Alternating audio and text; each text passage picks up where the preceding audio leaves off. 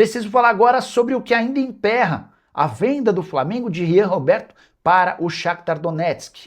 O Flamengo segue negociando com o time ucraniano. O Ryan Roberto já deixou bem claro que não renova em hipótese alguma seu contrato, que vence no ano que vem. A última oferta do Shakhtar de 10 milhões de euros foi aceita, mas o Flamengo quer morder um percentual que pertence ao Atlético Paranaense. Na teoria, o Flamengo, dono de 70% dos direitos, ficaria com 7 milhões de euros. Só que o rubro-negro quer 8 milhões e meio de euros, além de ficar com 15% do valor de uma venda futura. Do Atlético Paranaense não concordou, e é isso que hoje impede que o acordo aconteça. Só para completar, é importante registrar que o Ryan Roberto, de 18 anos de idade, tratado como uma das grandes promessas da base do Flamengo, foi titular absoluto, por exemplo, do Sub-20 durante a Libertadores, é alvo também do Lille, do CSKA e do Strasbourg da França. Só para completar, registrar que o Flamengo joga nessa quinta-feira contra o Independiente Medellín na Colômbia. Nessa quarta, o empate entre Cusco e Estudiantes ajudou. O Flamengo segue na liderança do grupo mesmo com um jogo a menos. O Flamengo tem 7 pontos, o Estudiantes tem 6, Independiente Medellín 4 e Cusco apenas 1 ponto. Vazou o nome do centroavante argentino que tem negociações avançadas com o Flamengo. Só para quem não pegou a situação, nessa terça-feira foi informado de que o Flamengo tinha conversas avançadas com um centroavante barato e que fazia sucesso no futebol argentino. Pois bem, trata-se de Davi Romero, centroavante de 23 anos de idade que pertence ao Tigre, negócio que pode custar cerca de 5 milhões de euros, bem abaixo de últimos reforços adquiridos pelo Fla. Ele foi descoberto pelo pessoal do Scout e teve a aprovação do Leonardo Jardim. O Romero é o terceiro artilheiro do campeonato argentino, com 7 gols marcados em 12 partidas. Somente o Gabriel Ávalos com 9 gols e o Jordi Caicedo com 8 estão à frente do jogador, que nem é muito alto, 1,79 m de altura e 72 quilos. Ele foi revelado no Tajeres, passou pelo Unión La Calera do Chile até ser contratado pelo Tigre, onde vai bem. O Davi Romero, inclusive, já teve passagens pela seleção argentina de base.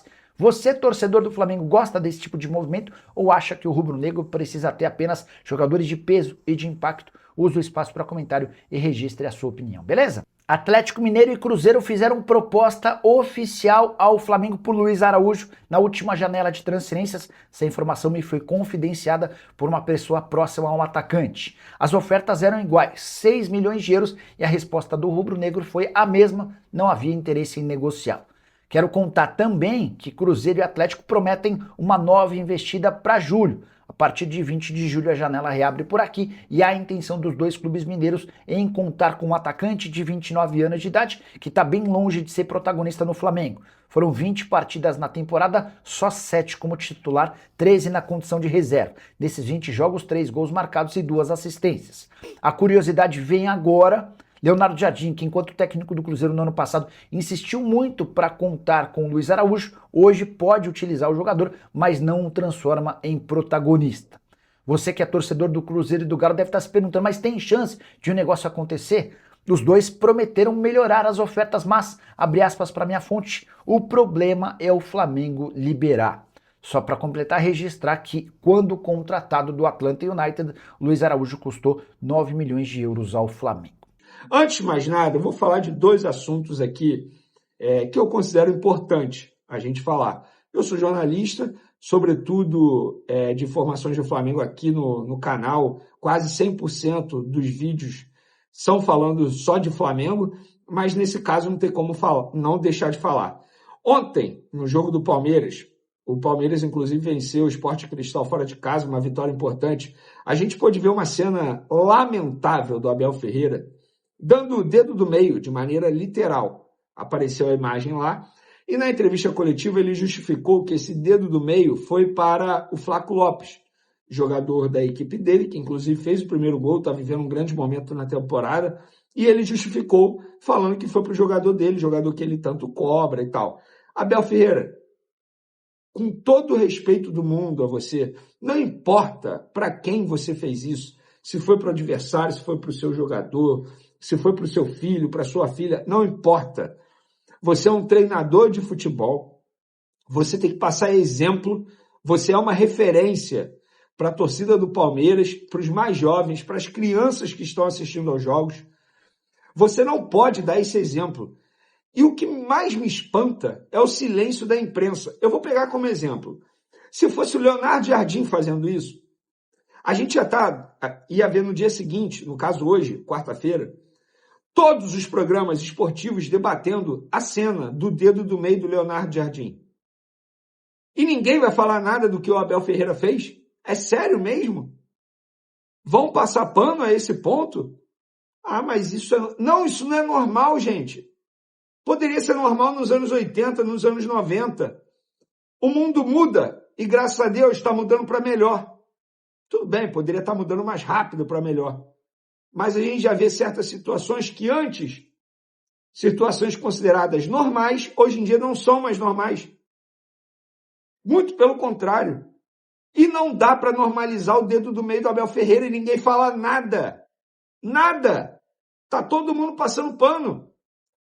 Eu sou um cara que eu critico muito o Neymar fora das quatro linhas pela postura dele. Mas eu vou ser justo. Se fosse o Neymar dando esse dedo do meio, o mundo estava caindo hoje. Era todo mundo falando do dedo do meio.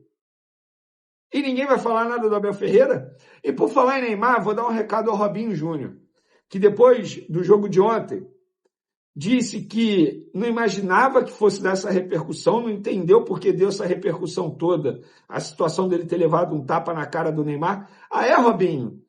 Você não entendeu? Ainda botou na conta da imprensa. Você não entendeu? Ainda botou na conta da imprensa? Isso só aconteceu porque você tirou esse assunto que era para morrer no vestiário, levou para sua mãe, para os seus advogados.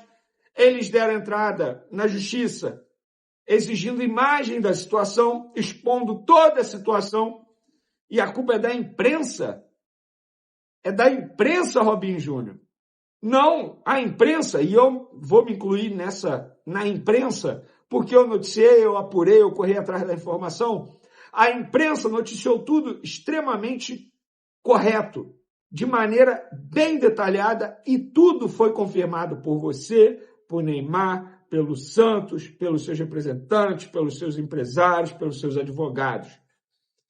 A culpa não é da imprensa. A imprensa fez o papel correto, noticiou. A culpa seria da imprensa se a imprensa tivesse noticiado uma mentira, o que não aconteceu. Dito isso, o Flamengo divulgou aí venda antecipada de ingressos para o jogo contra o Palmeiras, no dia 23 de maio, tá? A comercialização exclusiva para sócios torcedores começará a 16 dias antes da partida. Nessa quinta-feira já começa, tá? E o público geral terá início 8 dias antes do duelo, marcado para o sábado, 23 de maio, às 9 horas da noite. Horário horrível, né? Mas, enfim, é o que temos. Embalos de sábado à noite. E os valores, variam de R$ 35,00 a R$ 700,00. As vendas para a torcida do Flamengo serão realizadas exclusivamente pelo site ingressos.flamengo.com.br. Já os ingressos destinados à torcida visitante serão acessados por biometria facial e a comercialização será feita exclusivamente pelo site futebolcard.com, tá? A primeira categoria aí, Nação Maracanã. Amanhã, quinta-feira, dia 7, às 10 horas da manhã já começa, hein, galera? Galera que tá ansiosa aí, já fica ligado para comprar o seu ingresso e adquirir, porque esse ingresso aí vale a pena, porque com certeza a gente vai ver um jogão. Como eu falei na minha introdução, Flamengo fechando um treino nessa quarta-feira, Carrascal titular, pelo menos essa é a ideia da comissão técnica.